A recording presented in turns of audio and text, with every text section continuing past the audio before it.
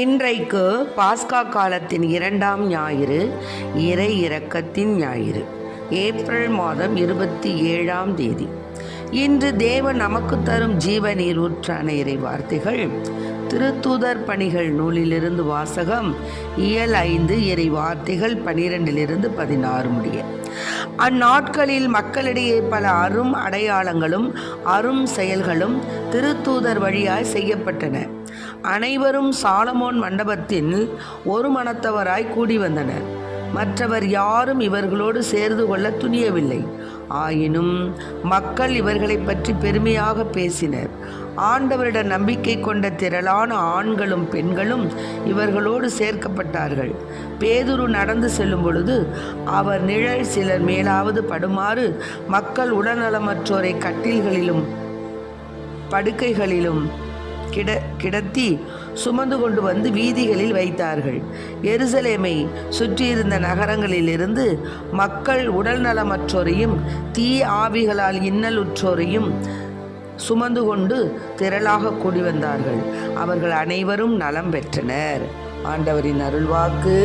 இறைவா மக்கு நன்றி.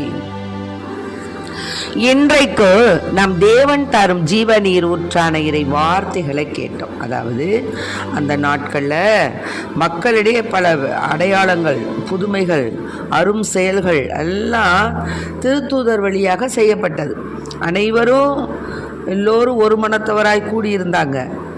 மற்றவர் யாரும் இவங்களோட சேர்ந்துக்கல. ஆனாலும் மக்கள் இவர்களை பற்றி பெருமையாக பேசிக்கொண்டும் ஆண்டவரோட நம்பிக்கை கொண்ட திரளான ஆண்களும் பெண்களும் இவர்களோடு சேர்க்கப்பட்டாங்க. பேதுரு நடந்து போகும்போது அவருடைய நிழல் அந்த நோயுற்றவர்கள் மீது பட்டால் அவர் எழுந்து நடப்பார் அப்படின்னு நலமற்றோரை கட்டல்களிலும் படுக்கைகளும் கொண்டாந்து சுமத்தி தெருவீதிகளில் கொண்டாந்து வச்சாங்க. எருசலேமை சுற்றியிருந்த நகரங்களிலிருந்து மக்கள் உடல் நலமற்றோரையும் தீய ஆவிகளால் இன்னலுற்றோரையும் திரளாக கூட்டிகிட்டு வந்தாங்க. ஆனால் அவங்க எல்லாருமே நலம் பெற்றாங்க. அது மாதிரி ஆண்டவர் யோவானுக்கு என்ன சொன்னார்னா,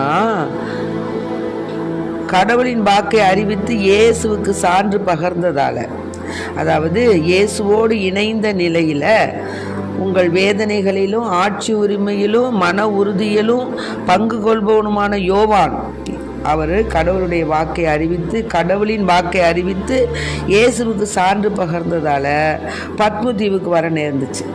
ஒரு ஞாயிற்றுக்கிழமை தூய ஆவி அவரை ஆட்கொண்டு அவருக்கு பின்னால் ஒரு பெரும் குரல் ஒன்று எக்காலம் போல முழங்க கேட்டார். அது என்னன்னா, அது திருவெளிப்பாடிலிருந்து நான் இப்போ சொல்கிறேன், 1ஆவது அதிகாரம். அவர் என்ன குரல் ஒலி என்ன கேட்குதுன்னா, திரும்பி பார்த்தார்னா என்ன கேட்குதுன்னா, நீ காண்பதே ஒரு சுருளேட்டில் எழுதி 7 இடங்களிலும் உள்ள திருச்சபைகளுக்கு அனுப்பி வை அப்படின்னு ஒரு குரல் கேட்குது. உடனே பேசியவர் யாருன்னு திரும்பி பார்க்குறாருப்போ 7 பொன் விளக்கு தண்டுகளை பார்த்தாராம். அவற்றின் நடுவே மானிட மகனை போன்ற ஒருவரை பார்த்தாராம். அவர் நீண்ட அங்கியும் மார்பில் பொன் பட்டையும் அணிந்திருந்தாராம். அவரை கண்டபொழுது செத்தவனை போல் அவருடைய காலில் அவர் விழுந்தாராம். தமது வலக்கையை அவர் என் மீது வைத்து சொன்னது என்னன்னா, அஞ்சாத, முதலும் முடிவும் நானே, வாழ்பவரும் நானே, இறந்தேன், ஆயினும் இதோ என்றென்று வாழ்கிறேன். ஆமாம், முடிஞ்சிருச்சு.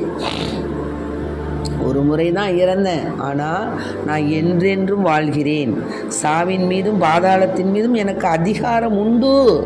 எனவே நீ காண்பவற்றை, அதாவது இப்பொழுது நிகழ்கினவற்றை, இனி நிகழ இருப்பவற்றை எழுதி வை அப்படின்னு குரல் ஒலி அவருக்கு கேட்டுச்சு. பார்த்தீங்களா?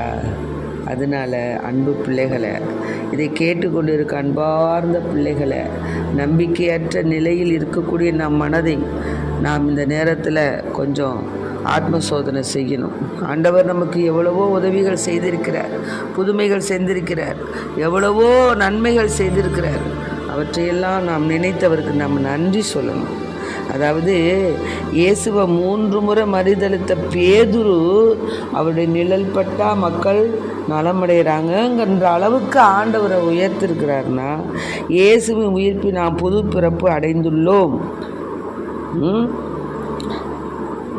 இயேசுவின் உயிர்ப்பின் வல்லமை நம்பிக்கையாளர்களின் உடல் முறையில் புது பிறப்பு கொடுக்காது, ஆனால் உள்ளத்தில் புது பிறப்பும் புது கண்ணோட்டமும் கொடுக்கிறது. பேதுருவின் உள்ளத்தில் இயேசுவை சார்ந்தவன் என்பதால் அச்சம் நீங்கியது, துணிவு பிறந்தது. தோமா கூட அவநம்பிக்கையில் தனித்திருந்தார். ஆனால் உயிர்த்த இயேசுவை கண்டதும் ஐயம் தவிர்த்து அனைவரோடு ஐக்கியமானார். இயேசுவின் பாடுகள், மரணம், உயிர்ப்பு வரை சீடர்களின் சீடத்துவமானது இயேசுவுக்கும் அவர்களுக்குமான தனி தொடர்பாக இருந்தாலும் அவரது உயிர்ப்புக்கு பின் மாற்றம் பெற்றது. இயேசுவோடு தனி தொடர்பு வைத்திருந்த அனைவரும் பிறரோடு தொடர்பு கொள்ள துணிந்தனர். பயந்து கலங்கி நம்ம போய் மீன் பிடிக்கவே போவோம் அப்படின்னு சொல்லி கிளம்புன சீடர்கள் தான்.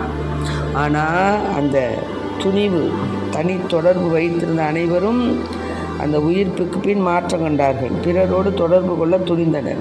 யாருமே வேண்டாம் அப்படின்னு பயந்து நடுங்கி ஓடுனவங்க தான். இதுவே தொடக்க கால திரு அவையின் தனித்துவம். அதுவே அவர்கள் இயேசுவின் உயிர்ப்பில் அனுபவித்த புது பிறப்பு. நம் காலத்திலும் இயேசுவின் உயிர்ப்பில் அவர்கள் அனுபவித்த புது வாழ்வை வாழ முடியுமா? நாம் சிந்திப்போம், செயலாற்றுவோம், ஆண்டவரில் நம்பிக்கை கொள்வோம், ஆண்டவரில் அகமகிழ்வோம், ஆண்டவருக்கு நன்றி செலுத்துவோம். ஏனெனில் அவர் நல்லவர், என்றென்றும் உள்ளது அவரது பேரன்பு. திருப்பாடல் 118 கூறப்பட்டுள்ளது போல ஆண்டவருக்கு நாம் நன்றி செலுத்துவோம். ஏனெனில் அவர் நல்லவர், என்றென்றும் உள்ளது அவரது பேரன்பு. ஆமென். Praise the Lord. மரியே வாழ்க. இயேசுவுக்கு புகழ். இயேசுவுக்கு நன்றி.